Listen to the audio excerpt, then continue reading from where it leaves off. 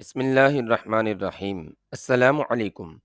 اس کا انداز دیکھ کر مجھے ریٹائر جنرل گل حسن یاد آ گئے، جو دوران سروس بھی راولپنڈی فلیش میز ہوٹل میں رہتے تھے اور سرے شام ہی لان میں اپنی محفل سجاتے تھے۔ کراچی میں ریٹائرڈ بریگیڈیئر نصیر الدین ہمایوں، جو کے ڈی اے کے سابق چیئرمین بھی تھے، کراچی کلب میں اسی طرح الگ تھلگ شام گزارتے تھے۔ یہاں ایک بات شاید قارئین کے لیے تعجب کا سبب بنے کہ جنرل گل حسن نے ہی صدر جنرل یحییٰ خان کی کن پٹی پر پستول رکھ کر استعفیٰ لیا تھا اور بھٹو صاحب کو افغانستان سے بلا کر چیف مارشل لا ایڈمنسٹریٹر اور صدر بنایا تھا، اور صرف 6 ہفتے فوج کا سربراہ رہنے کے بعد بھٹو سے اختلاف کی وجہ سے اسے اس عہدے سے ہٹا دیا گیا تھا۔ یہ دونوں حضرات ازلی مجرد تھے اور ہیں۔ ان دونوں نے کبھی شادی نہیں کی۔ میں سوچنے لگا کہ یہ مونچھوں والا شخص بھی مجرد زندگی گزار رہا ہوگا، اور میرا یہ قیاس 100% درست نکلا۔ چند ہی منٹ گزرے ہوں گے کہ اس نے مجھے مخاطب کیا اور اپنے پاس آنے کا کہا۔ اس کی آواز لگانے کے دبدبے سے میں نے اندازہ لگایا کہ وہ بریگیڈیئر سے کم رینک کا نہیں ہے۔ میں اس کے قریب گیا تو اس نے کہا، are you waiting someone? Are you from arm force? کیا تم کسی کا انتظار کر رہے ہو؟ کیا تم مسلح افواج میں سے ہو؟ میں نے کہا، جناب، آپ نے آدھا درست کہا اور آدھا غلط۔ میں ایک صاحب کے انتظار میں ہوں، لیکن میں سویلین ہوں۔ وہ سر تا پیر ایک فوجی تھا۔ اس نے میرے سراپے کا جائزہ لیتے ہوئے کہا، واٹ اے شیم کہ تم جیسا انسان فوج میں نہ ہو۔ اگر تم چاہو تو میرے ساتھ بیٹھ سکتے ہو۔ اور میں خالی کرسی پر بیٹھ گیا۔ میں نے اپنا تعارف کرایا تو اس نے کہا کہ میں ایک کرنل ہوں اور جنرل ہیڈ کوارٹر میں کام کرتا ہوں۔ میں نے اس سے کہا کہ آپ نے ایک بات نہیں بتائی کہ آپ غیر شادی شدہ ہیں۔ وہ چند سیکنڈ مجھے گھورتا رہا اور پھر بولا، یہ تم کیسے جانتے ہو؟ میں نے جواب دیا، سر، دس از آبزرویشن اینڈ فیس ریڈنگ۔ میں نے اس کے چہرے کو بغور دیکھتے ہوئے اپنی بات جاری رکھتے ہوئے کہا کہ آپ بہت زیادہ قوت ارادی اور فیصلہ کن شخصیت کے مالک ہیں۔ آپ نے صرف ایک بار محبت کی اور اس میں ناکامی کے بعد آپ نے فوج اور ڈسپلن سے شادی کر لی۔ شام کا وقت جو آپ کی تلخ یادوں کو تازہ کرتا ہے، آپ شراب میں ڈوب کر گزارتے ہیں۔ کرنل ہکا بکا مجھے تکتا رہا۔ مجھے ایسے محسوس ہوا کہ کرنل بڑی مشکل سے اپنے آنسوؤں کو ضبط کیے ہوئے ہے۔ وہ کرسی پر سنبھل کر بیٹھ گیا اور ایک پیگ بنا کر میرے سامنے رکھ دیا۔ سوڈا یا پانی؟ میں نے جواباً کہا، آن دا راکس۔ اس نے میرے گلاس میں برف کے چند ٹکڑے ڈال دیے۔ کرنل نے میری کی ہوئی بات کا کوئی جواب نہ دیا، لیکن یہ کہا کہ مجھے تم سے مل کر بہت خوشی ہوئی۔ جب جی چاہے شام کو میرے پاس آ جایا کرو۔ The very limited circle of my friends, you are a addition. یعنی میرے دوستوں کے محدود حلقے میں آپ ایک اضافہ ہیں۔ کرنل نے کچھ دیر بعد اپنے بیٹ مین کو بلانے کے لیے گردن کو پیچھے موڑا تو میں نے اپنا گلاس لان کی گھاس پر انڈیل دیا اور تھوڑی دیر بعد معذرت کرتے ہوئے اس کے پاس سے اٹھ گیا۔ اس کرنل کا نام شنکر تھا، اور بعد کے اوراق میں آپ پڑھیں گے کہ اس کرنل کی وجہ سے مجھے کتنی کامیابیاں ملیں۔ میں کلب سیکرٹری کے دفتر میں گیا۔ وہ مجھے لے کر کلب کی بار میں صوفے پر بیٹھے ہوئے گروپ کی طرف لے گیا اور ایک شخص کی طرف اشارہ کر کے کہا کہ وہ کرنل مدن بیٹھے ہوئے ہیں، اور ان کے قریب جا کر کہا، سر، یہ شخص دن کو بھی آپ سے ملنے آیا تھا۔ کرنل نے سوالیہ نظروں سے میری طرف دیکھا کہ میں نے اسے کہا کہ میں جوشی کے ریفرنس سے آپ سے ملنے آیا ہوں۔ جوشی کا نام میں نے خود گھڑ لیا تھا، کیونکہ بھارت میں نام کے آخر میں جوشی بہت استعمال ہوتا ہے۔ کرنل مدن نے چند لمحے اپنے ذہن کو کریدا اور کہا، you mean col Joshi of 11 Punjab? میں نے اس بات میں سر ہلایا اور انہیں کہا کہ میری ان سے دور کی رشتہ داری ہے، میں چوپڑا ہوں۔ کرنل ہنستے ہوئے اٹھا اور بڑی گرم جوشی سے ہاتھ ملایا اور کہا کہ جوشی اور میں جیسور میں اکٹھے تھے۔ 71 کی جنگ، مشرقی پاکستان کی ایک چھاونی جہاں گھمسان کا رن پڑا تھا۔ پاکستان اور بھارت کی پنجاب ریجمنٹوں نے دو بدو لڑتے ہوئے بہادری کے جوہر دکھائے، جہاں دونوں کو بہت زیادہ نقصان اٹھانا پڑا تھا۔ کرنل نے مجھے بیٹھنے کی دعوت دی، جو میں نے قبول کر لی، اور کہا کہ آپ سے میرا ملنے کا مقصد یہ تھا کہ میں یہاں دہلی میں بہت بور ہو چکا ہوں، خصوصاً شام گزارنی تو ایک عذاب ہے، اسی لیے آج دن کو بھی آپ سے ملنے آیا تھا، اور ابھی بھی اس لیے ملنے آیا ہوں کہ ایک شام تو صاف ستھرے ماحول میں گزر جائے۔ کرنل نے جواباً کہا، بی مائی گیسٹ، میں یہاں کلب میں ہی رہتا ہوں اور کلب کے سیکرٹری کو بلا کر کہہ دیتا ہوں کہ تم جب بھی یہاں آؤ تم کو میرے مہمان کی حیثیت سے ٹریٹ کرے۔ اس کے ساتھ ہی سرگوشی میں کہا کہ جب بھی اکیلے یہاں آؤ تو اپنا بل ضرور ادا کیا کرنا۔ I will, and thanks to your hospitality. Colonel نے اپنے ساتھیوں سے میرا تعارف کروایا۔ ان کی گفتگو کا سلسلہ جو میری آمد کی وجہ سے ٹوٹ گیا تھا پھر سے شروع ہو گیا، اور میں بھی بڑھ چڑھ کر اس میں حصہ لینے لگا۔ میں چاہتا تھا کہ میری زیادہ سے زیادہ افسران سے بے تکلفی ہو جائے۔ میں تھوڑی دیر میں ہی ان میں گھل مل گیا۔ کلب میں آفیسرز ایوننگ جیکٹس یا ایوننگ سوٹ پہنے آ رہے تھے۔ وہاں پر فوجی افسران کی پہچان بہت جلدی ہو جاتی تھی۔ آفیسرز چاہے کسی بھی رینک کا ہو، بار کے دروازے داخل ہوتے اٹینشن ہوتا ہے، بالکل اسی طرح جیسے بغیر ٹوپی کے سیلوٹ کیا جاتا ہے۔ جو اکا دکا سویلین آ رہے تھے وہ سیدھے داخل ہوتے جا رہے تھے۔ اس دوران کلب کے اندر سے زیادہ باہر لان میں رونق تھی۔ لان میں درجنوں کرسیاں اور ٹیبل رکھ دیے گئے تھے۔ نوجوان آفیسرز اور چند جوڑے وہاں بیٹھے ہوئے تھے۔ کرنل مدن نے قریب 1 گھنٹے کے بعد مجھے کارڈ روم میں چلنے کی دعوت دی۔ میں نے انتہائی معذرت کرتے ہوئے کہا کہ مجھے تاش کے کھیل میں خصوصاً برج کھیلنا نہیں آتا۔ کرنل کے ہمراہ اس کے 2-3 ساتھی بھی اٹھ کھڑے ہوئے۔ یہ سب میجر یا کرنل تھے جو باقی بیٹھے رہے۔ میں نے ان سے تھوڑی دیر بعد اجازت لی اور لان میں چلا آیا۔ ٹریننگ کے دوران مجھے بتایا گیا تھا کہ کیپٹن اور نئے میجر تک کے افسران بہت محتاط ہوتے ہیں، جبکہ میجر سے اوپر کے افسران احتیاط نہیں کرتے۔ اگر ان ہائی براس سے میل جول ہو جائے تو پھر کیپٹن اور میجر بھی شک نہیں کرتے۔ میں کچھ دیر تک ہاتھ میں گلاس لے کر لان کے ایک کونے سے دوسرے کونے تک ٹہلتا رہا، پھر واپس اپنے ہوٹل چلا آیا۔ دہلی میں برسات کا آغاز ہو چکا تھا۔ آسمان پر گہرے بادل چھائے ہوئے تھے۔ تھوڑی دیر بعد ہی بوندا باندی شروع ہو گئی اور پھر یوں گھٹائیں ٹوٹ کر برسیں کہ ہر طرف جل تھل ہو گئی۔ یہاں میں قارئین کی نظر ایک بات کرتا چلوں کہ بھارت میں یہ جاسوسی بالکل اصلی واقعات پر مبنی ہے۔ یہ کوئی افسانوی کہانی نہیں اور نہ ہی اس میں زیب داستاں کے لیے اضافہ کیا گیا ہے۔ ہم 5 افراد جو جاسوسی کے لیے پاکستان سے بھارت آئے تھے، مشن کی تکمیل کے لیے آئے تھے اور کوئی غیر معمولی انسان نہیں تھے۔ یہ تو ایک جذبہ تھا جس کے تحت ہم نے اس خطرناک کام کو سر انجام دینے کا بیڑا اٹھایا تھا اور خود والنٹیئر کیا تھا۔ بھارت میں کامیابیوں کے ساتھ ساتھ ہمیں کچھ ناکامیوں کا سامنا بھی کرنا پڑا، جن کا ذکر بعد کی اقساط میں آئے گا۔ دہلی میں آشا سے ملنا، سروسز کلب میں کرنل شنکر اور مدن سے ملنا، میرے ساتھیوں کا وہاں کے سویلین ملازمین کی دفتری اور گھریلو حالات کی چھان بین، اور اس کے علاوہ دیگر ہماری بھاگ دوڑ کا صرف ایک مقصد تھا کہ ہم نہ صرف ہیڈ کوارٹر میں داخل ہو سکیں بلکہ وہاں پر رابطے بڑھا کر اہم معلومات حاصل کر سکیں۔ اگر ایک میں ناکامی ہو تو پھر دوسرا راستہ تلاش کرنے کے بجائے میری حکمت عملی یہ تھی کہ دشمن پر چاروں طرف سے حملہ کر دو۔ اس سے نہ صرف وقت کی بچت ہوتی ہے بلکہ دشمن کا کوئی ویک پوائنٹ بھی ملنے کا امکان ہوتا ہے۔ ہمیں تازہ ترین معلومات اور اس کا تسلسل رکھنے کی ضرورت تھی، اور اس کے لیے ہم چند نہیں سینکڑوں رابطوں کی تلاش کے لیے تیار تھے، چاہے وہ اعلیٰ ہوں یا کمتر۔ ہم اپنے مقصد کے حصول کے لیے انتہائی بلندی اور انتہائی پستی میں بھی گرنے کے لیے تیار تھے۔ اسے آپ جنون کہہ لیں یا سکوت ڈھاکہ میں لگے زخموں کے درد، کہ ہم ہر خطرے سے بے پرواہ ہو کر اپنے مقاصد کے حصول کے لیے کوشاں تھے۔ اگلا دن بارش کی نظر ہو گیا اور اس سے اگلے دن میں نے سروسز کلب میں گزارے، لیکن کوئی کامیابی نہ ملی۔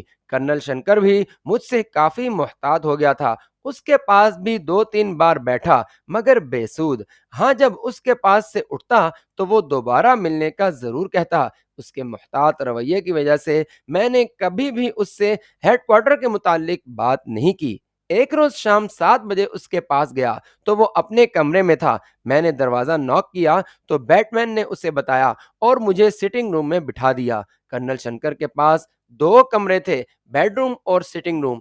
थोड़ी देर बाद कर्नल वर्दी पहने बेडरूम से बाहर आया। उसके हाथ में ब्रीफकेस था। उसने कहा कि रेजिमेंट मीटिंग के लिए हेडक्वार्टर जा रहा था, इसलिए वो मेरा साथ न दे सकेगा। मैं सोच रहा था कि इस ब्रीफकेस में न जाने कैसी कीमती फाइलें होंगी। इतनी मुख्तसर सी बात के बाद हम दोनों बाहर आ गए। पार्किंग में एक हिंदुस्तानी गाड़ी भारतीय नंबर प्लेट के साथ खड़ी थी। कर्नल ने हाथ मिलाया और तेजी से कार स्टार्ट करके चला गया। अगर मुझे पहले इस सूरत हाल का इल्म होता तो मैं अपने साथियों के साथ मिलकर इस ब्रीफकेस के हुसूल के लिए कुछ कर गुजरता, चाहे कर्नल को खत्म ही क्यों ना करना पड़ता। लेकिन अब यह बेसूद था। इस ब्रीफकेस के हुसूल के लिए मुझे शेर की ताकत के साथ लोमड़ी की चालाकी को भी इस्तेमाल करना था। मैंने इरादा किया कि कर्नल के बैटमैन को फंसाने की कोशिश करूंगा। मैं इन चंद दिनों अपने साथियों से भी मिला और सब अपनी अपनी कोशिशों में मसरूफ थे,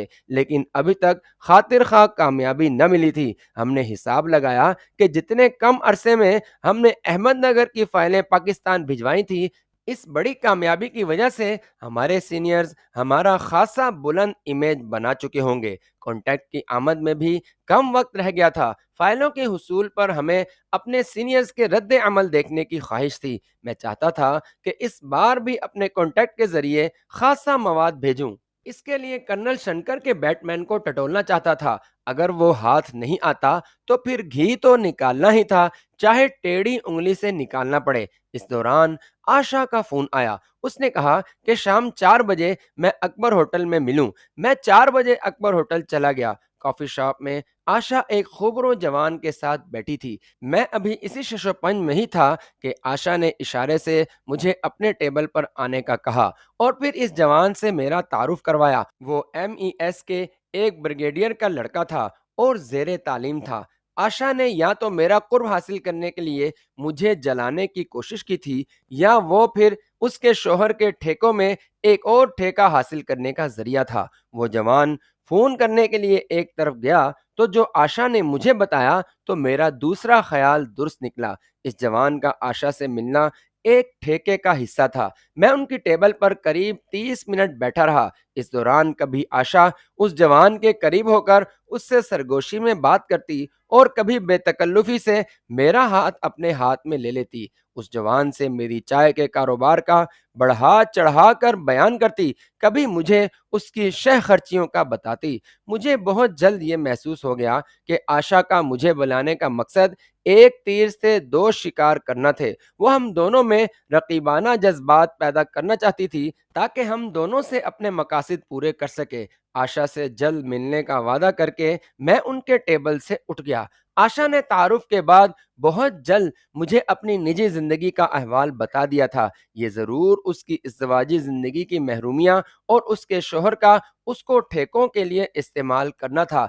जयचंद जैसे बूढ़े से उसकी शादी उसके वालिद की माली मजबूरी थी, लेकिन जयचंद ने भी उसे अपने कारोबार के लिए इस्तेमाल करना शुरू कर दिया था। और अब ये पढ़ी लिखी जवान और खूबसूरत औरत अपने शोहर और अपने समाज से बागी हो चुकी थी। जब मैंने उसे कहा कि मैं गैर शादीशुदा हूँ और बहुत बड़े कारोबार का मालिक हूँ और उसके हुस्न से मुतासिर हूँ, तो हो सकता है उसने अपना मुस्तकबिल मेरे साथ वाबस्ता कर दिया हो। बहरहाल मैंने आशा के रवैये से ये महसूस किया कि अभी वो काम नहीं आ सकती, और होटल पहुंचते पहुंचते मैंने फैसला किया कि आशा को सेकंड ऑप्शन पर रखकर और ज़राए इस्तेमाल करूं, जिनमें मेरे साथियों की हासिल करदा मालूमात, कर्नल शंकर का बैटमैन और सर्विसेज होटल में गुजरी शामें, अपने ताल्लुक के अफसरान और उनकी बेगमात शामिल थे। मैं अगली सुबह महल्ला फराश खाना भी गया। साथियों के मकान के सामने एक मखसूस आवाज निकाली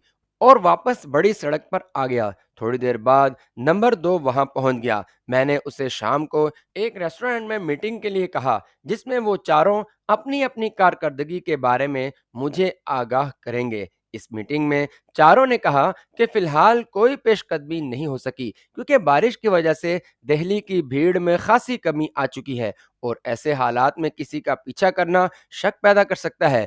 क़ारीन, जासूसी के ड्रामों, फिल्मों और नावलों में جو آپ پڑھتے اور دیکھتے ہیں وہ سب فرضی کردار ہوتے ہیں جس کی کوئی حد نہیں ہوتی، لیکن حقیقت میں جاسوسی ایک تھکا دینے والا اور کسی ایک ٹارگٹ کے حصول میں مہینوں کا کام ہے، اور بعض اوقات مہینوں کوشش کے بعد بھی ناکامی کا سامنا کرنا پڑتا ہے۔ 1185 دن جو میں نے بھارت میں گزارے، ان میں بعض اوقات ہفتوں بلکہ مہینوں ہمیں اپنے مقاصد کے حصول کے لیے ضائع کرنے پڑے۔ ہر روز ایک نئی کامیابی آپ کو افسانوں یا پھر 007 جیسی فلموں میں ہی مل سکتی ہے۔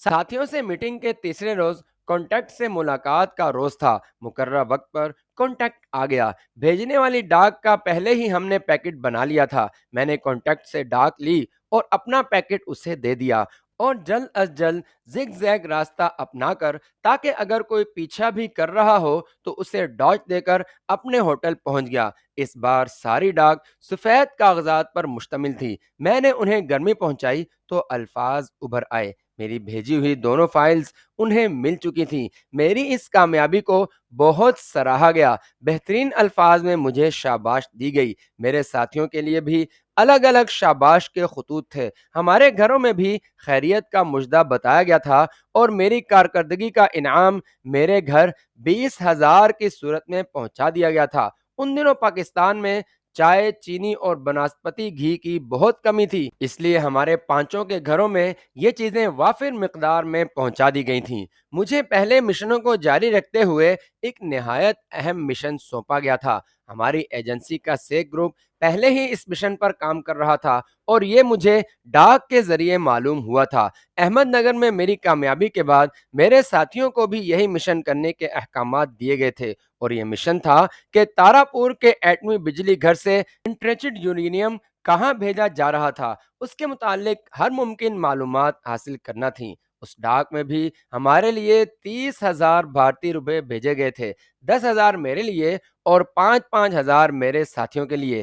جو ڈاک میرے لیے تھی اسے میں نے پڑھ کر ہمیشہ کی طرح نظر آتش کر دیا، فائلز کی فلم بھی ضائع کر دی، اور ساتھیوں کی ڈاک اور روپے ان کے حوالے کر دیے۔ جب انہوں نے اپنی ڈاک پڑھ لی تو میں نے ان سے ان کی ڈاک لے کر جلا دی، کیونکہ ہم کسی بھی صورت کوئی خطرہ مول لینے کے لیے تیار نہ تھے۔ مجھے احساس ہو رہا تھا کہ احمد نگر میں میری کامیابی کے بعد میرے سینئرز نے مجھ سے بہت سی توقعات وابستہ کر لی تھیں، اور اسی لیے تاراپور کا مشن بھی مجھے سونپا گیا۔ تربیلا میں ملازمت کے دوران مجھے اتنا تو معلوم ہو گیا تھا کہ تاراپور کا ایٹمی بجلی گھر بجلی پیدا کرنے کے علاوہ کچھ اور بھی تیار کر رہا ہے، لیکن نیوکلیئر انرجی کے متعلق میری معلومات صفر تھیں۔ لہٰذا میں نے دہلی کے مختلف بک سٹالوں سے نیوکلیئر انرجی کے متعلق ابتدائی کتابوں سے لے کر وہ کتابیں بھی خرید لیں جن میں زیادہ پیچیدہ اور ٹیکنیکل معلومات تھیں، اور فارغ وقت میں ان کا مطالعہ شروع کر دیا،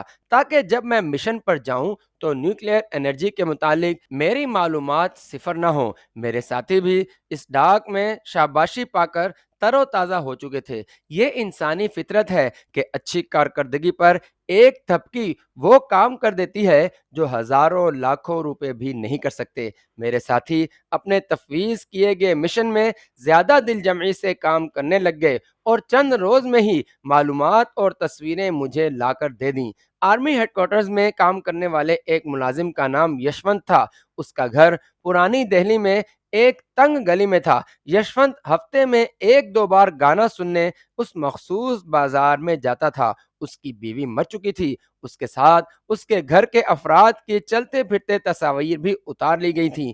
ایک اور سویلین کلرک تھا جو یشونت کے گھر کے قریب ہی رہتا تھا۔ وہ جوان اور غیر شادی شدہ تھا، اور یشونت کی بڑی بیٹی سے اس کا افیئر چل رہا تھا۔ اس کا نام مدھوک تھا۔ کلرک کی یشونت کی بیٹی کے ساتھ بھی ایک تصویر اتار لی گئی۔ لڑکی کا نام شانتی تھا۔ آرمی ہیڈ کوارٹرز کے دو صفائی کرنے والے ملازمین کی تصویریں بھی اتار لی گئی تھیں۔ یہ دونوں عیسائی تھے، اور ان کے گھروں کے ایڈریس بھی معلوم کر لیے گئے تھے۔ میرے ساتھیوں کے اس ہوم ورک کی وجہ سے ہمیں ہیڈ کوارٹر میں داخل ہونے کے راستے نظر آ رہے تھے۔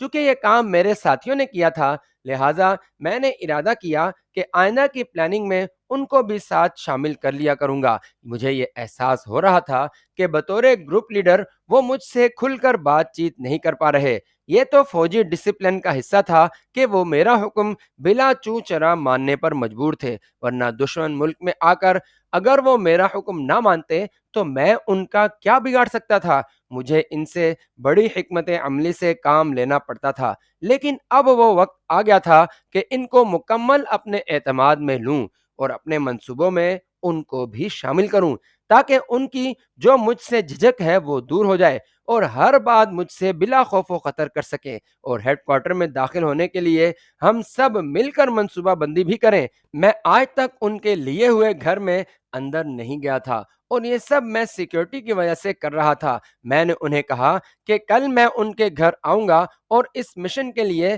سب مل کر منصوبہ بندی کریں گے۔ انہیں چونکہ ابھی تک کوئی مکمل مشن سونپا نہیں گیا تھا، اور عین ممکن تھا کہ ان کے ذہن میں یہ بات آئے کہ ہماری معلومات سے مشن مکمل کر کے سارا کریڈٹ خود لے رہا ہوں۔ اگر ان کو یہ غلط فہمی تھی تو وہ بھی دور کرنا چاہتا تھا، حالانکہ ایسی کوئی بات نہیں تھی۔ میں صرف ایک بات سے خوفزدہ تھا کہ وہ جونیئر رینک سے تھے، جن کا کام صرف احکامات کی تکمیل کرنا ہوتا ہے، اور وہ دماغ سے ذرا کم ہی کام لیتے ہیں۔ اگر خدا نخواستہ حالات کہیں بگڑ جاتے تو وہ اس کو سنبھال نہیں سکتے تھے، اور یوں سارا کھیل ہی بگڑ جانے کا اندیشہ ہوتا ہے۔ ان کا گروپ لیڈر بنا کر ان کی اور مشنز کی ساری ذمہ داری مجھے سونپی گئی تھی، لہٰذا اب حالات کا تقاضا تھا کہ ان کو اس مشن میں شامل کروں۔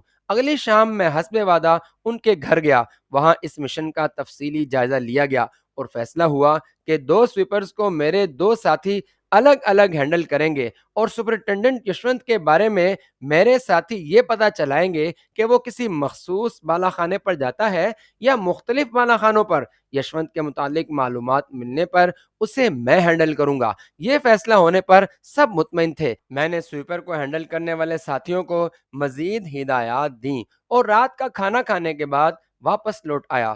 اگلی 3 شامیں میں نے اشوکا اور اکبر ہوٹل میں گزاریں، اور چوتھے دن کے صبح 10 بجے کرنل شنکر کے کمرے سروسز کلب چلا گیا۔ اس وقت بیٹ مین صفائی کرنے میں مصروف تھا۔ اس نے یہ بتا کر کہ کرنل صاحب ڈیوٹی پر گئے ہیں، مجھے باہر ہی سے رخصت کرنا چاہا۔ مجھے اور کچھ نہ سوجھا تو اس سے پانی مانگا، اور کہا کہ سر میں بہت درد ہے، اگر ایسپرین ہو تو پانی کے ساتھ 2 گولیاں بھی دے دے۔ بیٹ مین نے مجھے سٹنگ روم میں بٹھایا۔ ایسپرین اور پانی لینے کے بعد میں نے اس کا نام پوچھا تو اس نے عبد الکریم بتایا، اور کہا کہ وہ کرنل صاحب کے ساتھ پچھلے 8 ماہ سے ہے۔ میں نے کہا عبد الکریم اپنے متعلق کچھ بتاؤ، میں سر درد کے بہانے کرسی پر نیم دراز ہو گیا۔ عبد الکریم نے بولنا شروع کر دیا، صاحب میں 4 سال سے بھارتی فوج میں ہوں۔ میں ہوں تو انفنٹری، مگر زیادہ عرصہ مختلف آفیسرز کا بیٹ مین ہی رہا ہوں۔ کرنل صاحب کے پاس آنے سے پہلے میں آگرہ چھاونی میں ایک میجر صاحب کا بیٹ مین تھا۔ کرنل صاحب کی سخت طبیعت کی وجہ سے نہ تو وہ کسی سے مطمئن ہوتے اور نہ ہی کوئی ان کا بیٹ مین بننے پر راضی ہوتا۔ جب سے میں یہاں آیا ہوں کرنل صاحب کی بھرپور خدمت کر رہا ہوں، لیکن ہر روز مجھے گالیوں سے نوازا جاتا ہے۔ کرنل صاحب جب موڈ میں ہوتے ہیں تو کچھ پیسے وغیرہ بھی دے دیتے ہیں، اور جب ناراض ہوتے ہیں تو بے تحاشا گالیاں بھی دیتے ہیں۔ 4 سال پہلے اور ٹریننگ کے بعد مختلف آفیسرز کا بیٹ مین رہنے کے دوران اتنی گالیاں پڑ چکی ہیں کہ اب عادی ہو چکا ہوں اور اپنی قسمت پر شاکر ہوں۔ فوج چھوڑنے کی کوشش بھی کی، لیکن ناکامی ہوئی۔ نہ ماں باپ زندہ ہے، نہ شادی کی ہے۔ عبد الکریم بڑی ستھری اردو بول رہا تھا۔ میں نے پوچھا تم رہنے والے کہاں کے ہو؟ حضور لکھنؤ میرا آبائی وطن ہے، والدین کے گھر میں تو غربت ہی دیکھی، لیکن ابو کہا کرتے تھے کہ تمہارے دادا نواب تھے۔ والد مرحوم نے بھی خاندانی روایات کو برقرار رکھتے ہوئے اپنی وزاداری کا بھرم رکھتے ہوئے جو تھوڑی بہت جائیداد زمین اور رہائش تھی وہ سب رہن رکھتے رہے، بعد میں بیچ ڈالی۔ جب میں نے گھر میں ہوش سنبھالا تو غربت دیکھی۔ ابھی 10 سال کا بھی نہیں ہوا تھا کہ 1 سال کے اندر اندر وقفے سے میرے والدین کا انتقال ہو گیا، اور میں بالکل بے آسرا ہو گیا۔ والد مرحوم کے ایک جاننے والے دکاندار نے مجھے اپنے گھر میں پناہ دی اور میٹرک تک تعلیم دلوائی، اور اسی نے مجھے فوج میں بھرتی کروا دیا کہ یہاں عزت سے روٹی کما سکوں گا۔ یہاں روٹی تو مل گئی، مگر گالیوں سے، ماں باپ، خاندان، مذہب کی دھجیاں اڑائی گئیں۔ عبد الکریم بولے جا رہا تھا اور میرا دماغ کچھ اور ہی سوچ رہا تھا، چند نکتے تھے جن کے گرد میرا ذہن گھوم رہا تھا۔ معزز سامعین، کیا آپ اس مشن کو کامیاب سمجھتے ہیں؟ اور ایسے ایجنٹس کے لیے آپ کے دل میں کیا جذبات ہیں؟ کمنٹس میں ضرور بتائیں۔